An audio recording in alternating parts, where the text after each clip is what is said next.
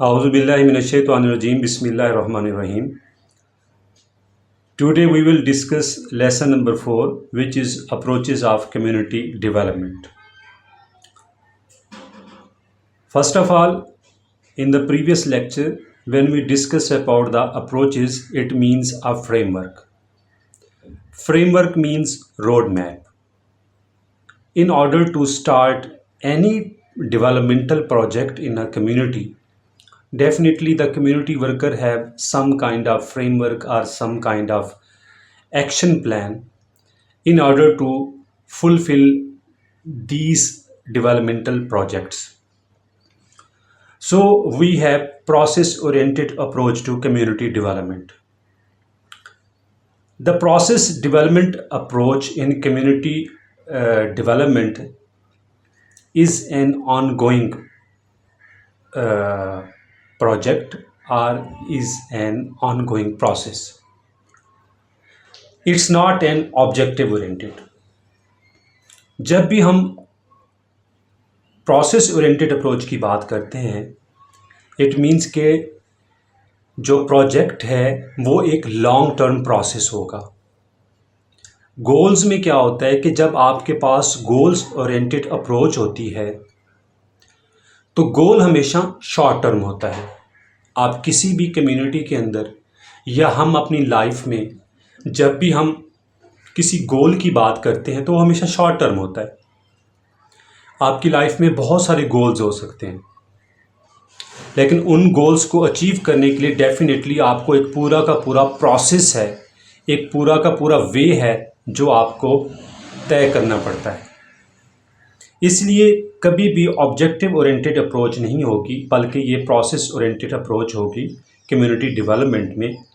इसमें जो हमारे पास कम्युनिटी वर्कर होता है वो इस प्रोसेस में कंटिन्यूटी लेके आता है और उसके पास एक क्लियर ऑपरेशनल स्टेटमेंट होती है और वो पॉसिबल करता है चीज़ों को कि जो एक स्पेसिफिक सा प्रोजेक्ट स्टार्ट किया गया है उसको कैसे कंप्लीट करना है.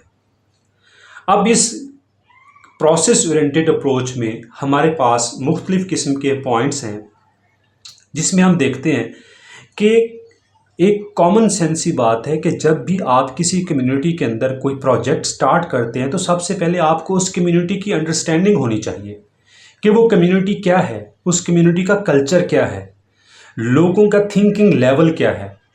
आप ए टू जी उस सोसाइटी के जो डायनामिक्स हैं, जो एक सिचुएशन है उसको अंडरस्टैंड करते हैं. उसके बाद सेकंड स्टेप पे आप क्या करते हैं, नीड असेसमेंट, कि आप जो भी उनकी प्रॉब्लम्स हैं आप उनको राइट डाउन करते हैं. राइट डाउन करने के बाद आप कहते हैं कि हाँ, ये जो प्रॉब्लम है ना, अगर हम सबसे पहले इस पे काम करें तो वो ज़्यादा बेनिफिशियल होगा और डेवलपमेंट बहुत तेज़ी से आएगी. उसके लिए कम्युनिटी वर्कर को कुछ गोल्स और ऑब्जेक्टिव्स तय करने पड़ते हैं और फिर वो एक प्लान ऑफ एक्शन बनाता है.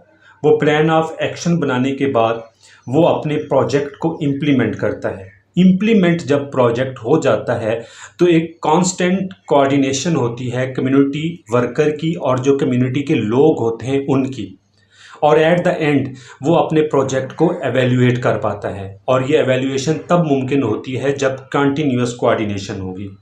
तो ये हमारे पास है प्रोसेस ओरिएंटेड अप्रोच कि किस तरह से कम्युनिटी को देखा, उसकी प्रॉब्लम्स को देखा, उसके बाद कुछ गोल्स सेट किए, फिर प्लान ऑफ एक्शन बनाया, फिर उसको इम्प्लीमेंट किया, फिर लोगों के साथ कोऑर्डिनेशन रखी और एट द एंड जाके वो अपने प्रोजेक्ट को एवेल्यूएट करने के काबिल होता है.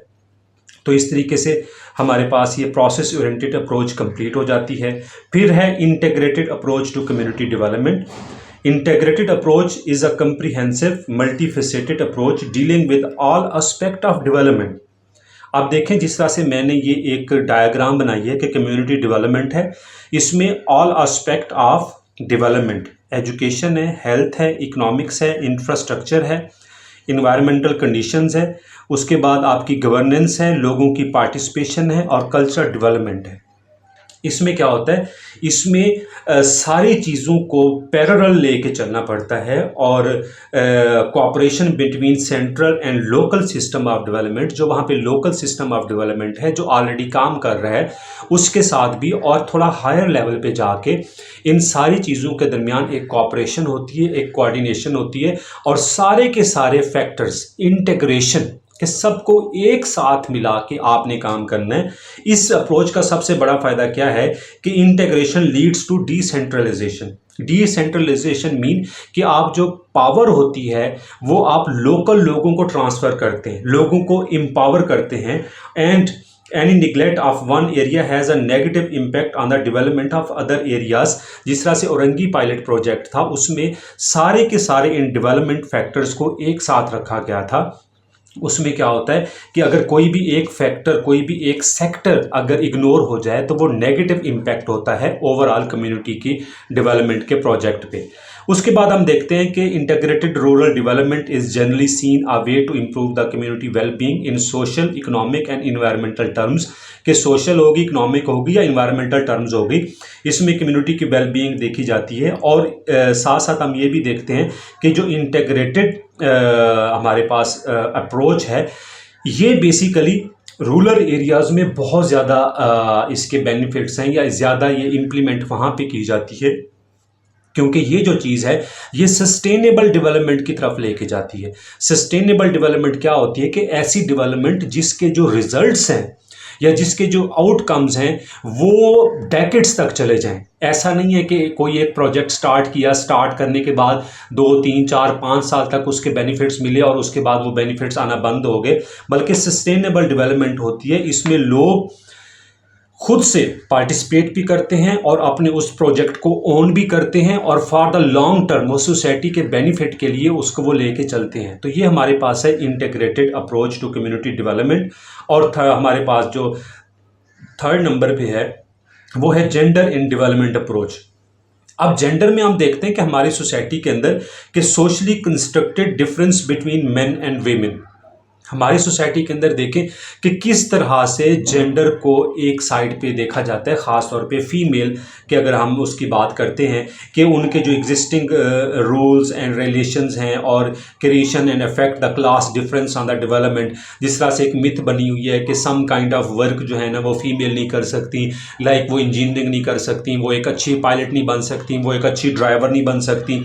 तो इस तरह से हमारी सोसाइटी के अंदर जेंडर को लेके बहुत ज़्यादा डिफरेंसेस हैं। तो इस जेंडर इन डेवलपमेंट अप्रोच, जिसको गैड कहा जाता है, GAD, इसमें बेसिकली जेंडर इक्वलिटी की बात होती है कि आपने कोई भी डिसीजन लेना है, कोई भी रिस्पॉन्सिबिलिटीज़ देनी है, तो या मतलब कोई भी राइट्स हैं जिस तरह से मेल और फीमेल के हिसाब से, तो लोगों को इसकी कंप्लीट अवेयरनेस होनी चाहिए। और ख़ास तौर पे फीमेल को जिस मतलब हमने जिस एरिया को निगलेक्ट किया हुआ है उनको उनके राइट्स पता होने चाहिए। अब ये राइट्स कब मिलते हैं gender equality in the society? जब सोसाइटी के अंदर जेंडर इक्विटी हो। जेंडर इक्विटी मीन्स के fairness and impartiality in the treatment of women and men in terms of rights, benefits, obligations and opportunities. कि जेंडर में खाली मेल या female की बात नहीं हो रही, दोनों की बात हो रही है कि फेयरनेस भी हो और जब आप उनको ट्रीट करें कि उनके राइट्स क्या हैं, उनको बेनिफिट्स प्रॉपर मिलने चाहिए, जो उनकी ऑब्लिगेशंस हैं या जो अपॉर्चुनिटीज़ हैं वो भी उनको बराबर मिलनी चाहिए। जब ये सारी चीज़ें होंगी, जब सोसाइटी के अंदर जेंडर बैलेंस का एक फैक्टर आता है, gender balance means the equal and active participation of women and men in all areas of decision making and in access to control over resources and services. कि जो भी resources हैं, जो भी सर्विसेज हैं या जो भी अपॉर्चुनिटीज़ हैं, उसमें जेंडर बैलेंस होना चाहिए। जब ये जेंडर बैलेंस होगा तो सोसाइटी के अंदर हम देखते हैं कि कोई भी जब प्रोजेक्ट स्टार्ट होता है तो वो बेसिकली सस्टेनेबल डेवलपमेंट की तरफ लेके जाता है। जब वो सस्टेनेबल डेवलपमेंट की तरफ लेके जाएगा then this will minimise the conflict in the society and will enhance and boost up the developmental activities. जब दोनों जेंडर्स को, मेल और फीमेल को, प्रॉपर उनके राइट्स का और उनके ऑब्लिगेशंस का, उनकी रिस्पॉन्सिबिलिटीज़ का एहसास होगा तो सोसाइटी के अंदर कोई कॉन्फ्लिक्ट भी नहीं होगा और जो सोसाइटी है वो बड़ी तेज़ी के साथ boost up the developmental activities तो उसके लिए गवर्नमेंट ऑफ पाकिस्तान में हम देखते हैं कि बेनज़ीर इनकम सपोर्ट प्रोग्राम है, औरत फाउंडेशन है, कशफ फाउंडेशन है। तो ये सारी की सारी फाउंडेशंस मिलके बेसिकली वीमेन एम्पावरमेंट पे, कि उनको इकोनॉमिकली कम से कम आप इंडिपेंडेंट बना दें, किसी न किसी आप वर्क फील्ड में उनको लेके आए, ताकि उनको उनके राइट्स का पता लगे और उनको पता लगे कि सोसाइटी क्या है, मार्केट क्या है, लोगों से डीलिंग किस तरीके से करनी है, ये डेवलपमेंट का मतलब क्या होता है, जो प्रोजेक्ट स्टार्ट होते हैं डेवलपमेंट के उसमें वो किस तरीके से अपना रोल प्ले कर सकती हैं। तो ये बेसिकली गैड के अंदर फीमेल के राइट्स के ऊपर या उनकी रिस्पॉन्सिबिलिटी के ऊपर बात होती है। तो ये हमारे पास था हमारा 4th लेसन, जिसमें हमने 3 अप्रोचेस को डिस्कस किया। एक थी हमारे पास प्रोसेस ओरिएंटेड, और एक थी हमारे पास इंटीग्रेटेड अप्रोच, और थर्ड वन हमारे पास थी gender in development approach. Hope so कि ये आपका लेसन की आपको अंडरस्टैंडिंग हो गई होगी। In case of any problem, any question, you can comment in my video and I will reply you very soon इंशाल्लाह। टेक केयर, अल्लाह हाफिज़।